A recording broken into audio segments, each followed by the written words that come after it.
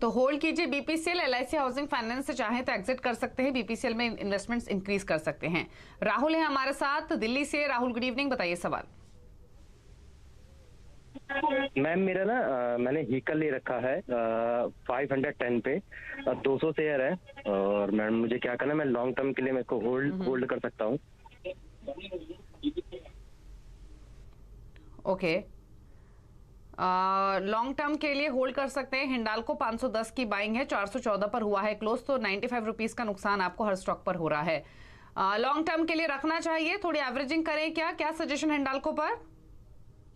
देखिए, daily chart पे तो इसमें आपने देखा होगा कि 640 और 638 के पास से इसमें करेक्शन देखने को मिला। 318 रुपए का लो बनाया और वापस से अब 440 का हाई बनाने के बाद वापस 414 के पास चल रहा है। तो अगर स्ट्रक्चर को समझे ओवरऑल दीपाली जी, तो मुझे लगता है आपने बिल्कुल सही कहा, यहाँ पे इनको थोड़ा एवरेज करना चाहिए। स्टॉप लॉस के लिहाज से अगर देखते हैं तो लॉन्ग टर्म चूंकि आप प्ले कर रहे हैं, तो मैं कहूंगा कि 390 रुपए का आप closing stop loss long term रखिए। ये स्टॉक वापस से 520 और 560 के लक्ष्य अचीव करेगा, लेकिन उसमें समय लगेगा। इसको कम से कम 6 से 8 महीने का समय लगेगा। तो मुझे लगता है कि ये स्टॉक ऐसा है कि जिसमें आपको अभी बने रहना चाहिए। चार्ट पैटर्न पे भी आपको, अगर आप आर्ली चार्ट देखेंगे, 4 आवर चार्ट देखेंगे, तो आपको काफी हद तक बुलिशनेस नजर आएगी। तो होल्ड करके रखिए, दिक्कत नहीं है। एवरेज कर सकते हो तो बहुत अच्छा है।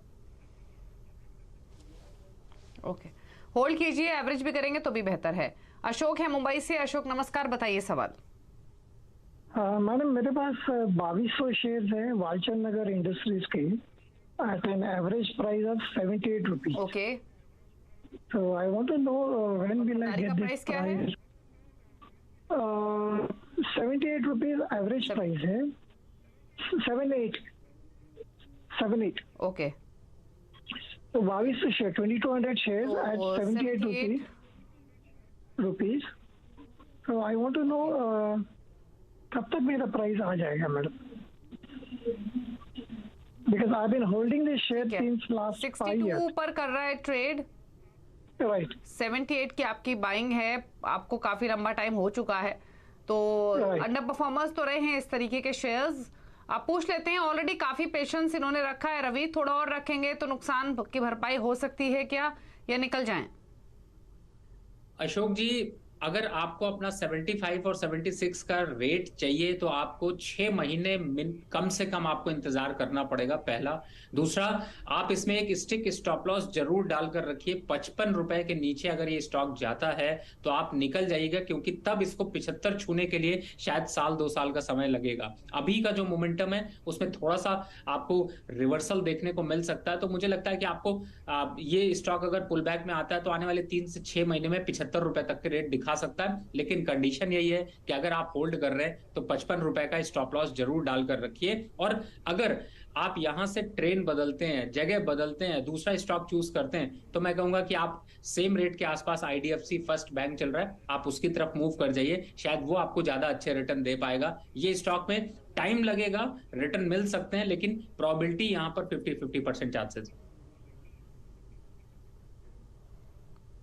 ओके, चलिए, तो सजेशन है।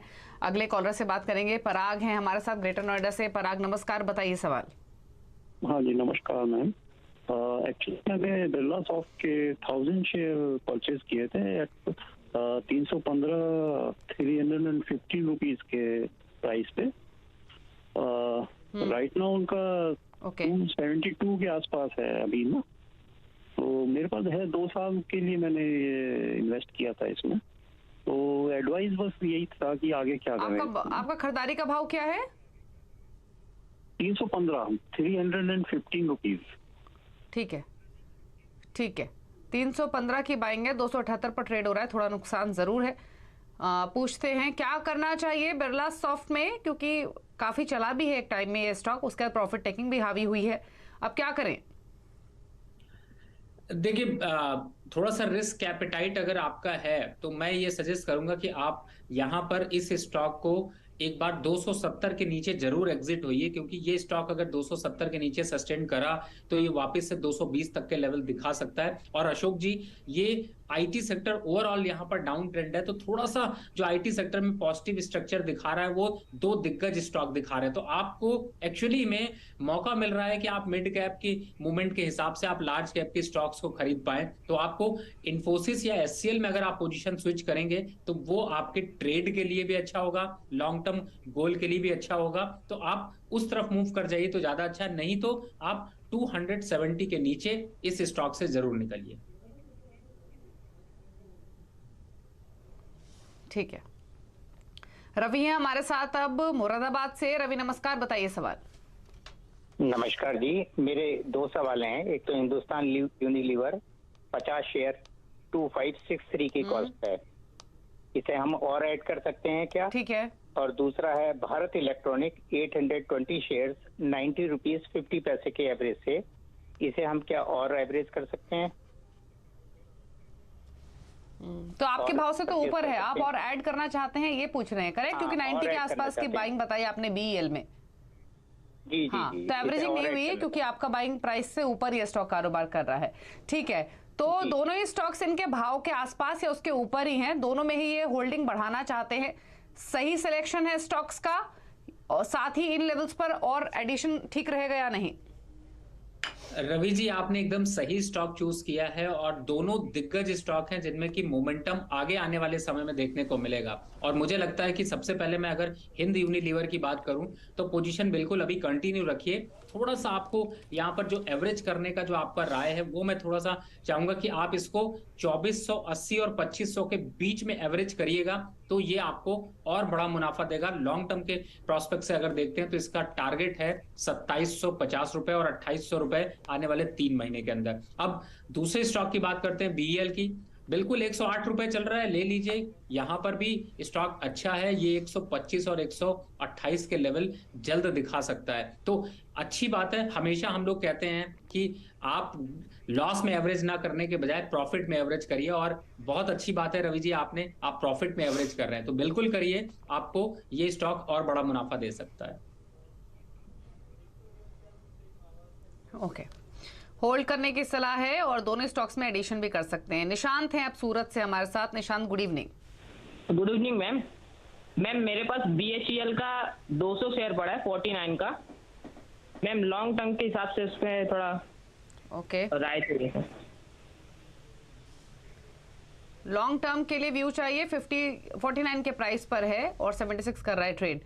लॉन्ग टर्म के लिए रखें या ले लें प्रॉफिट्स? रवि नहीं, मुझे लगता है कि दीपाली जी मार्केट तेज है, अच्छा है, और ये स्टॉक बार बार 80 की तरफ मूव कर रहा है, और एक बार 80 की रेंज को अगर तोड़ता है तो ये वापस से 90-92 के पास जाता हुआ नजर आएगा। ये धीरे धीरे चलता है, लेकिन जब चलता है तो फिर अच्छे रिटर्न्स आपको देता है। तो मुझे लगता है कि आप इस स्टॉक को बिल्कुल अभी बनाकर रखिए, और एक लॉन्ग टर्म के हिसाब से टारगेट देखते हैं तो 92 रुपीज तक का आपको देखने को मिल सकता है। स्टॉप लॉस अगर आप फॉलो करना चाहते हैं तो 68 का, क्योंकि ये स्टॉक 68 के नीचे सस्टेन नहीं कर पाता, काफी स्ट्रॉन्ग सपोर्ट है, तो वहां का स्टॉप लॉस आप लगा के आप 92 का टारगेट रख सकते हैं। लेकिन ये लॉन्ग टर्म पे ही रखिएगा, क्योंकि बहुत धीरे स्टॉक चलता है, तो आप धीरे धीरे ही आप अपने टारगेट को अचीव करेंगे।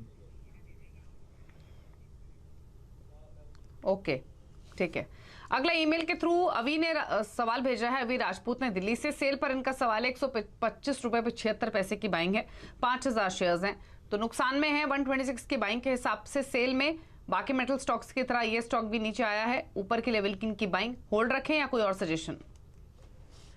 अब मुझे लगता है कि देखिए इस समय 80 रुपए के पास चल रहा है दीपाली जी ये स्टॉक, और ये 70 और 80 के बीच में यहाँ पर कंसोलिडेशन दिखा रहा है। और इस समय स्टील सेक्टर को देखें तो थोड़ा सा कंसोलिडेशन जोन में देखने को मिल रहा है, लेकिन स्टॉक सपोर्ट पे है, तो मैं अभी एग्जिट की राय नहीं दूंगा। आप अभी यहाँ पर इसमें अपनी पोजीशन को कंटिन्यू रखिए। अपसाइड के जब टारगेट की बात करते हैं तो मुझे लगता है कि वापस से 92 और 100 के टारगेट तो आपको अचीव होते हुए नजर आएंगे। तो अगर आप रिस्क रिवॉर्ड के पॉइंट ऑफ व्यू से देखते हैं तो आप एवरेज करेंगे तो और अच्छा होगा, लेकिन फिलहाल पोजीशन को होल्ड करके रखिए, दूसरे स्टॉक की तरफ अभी मत देखिए।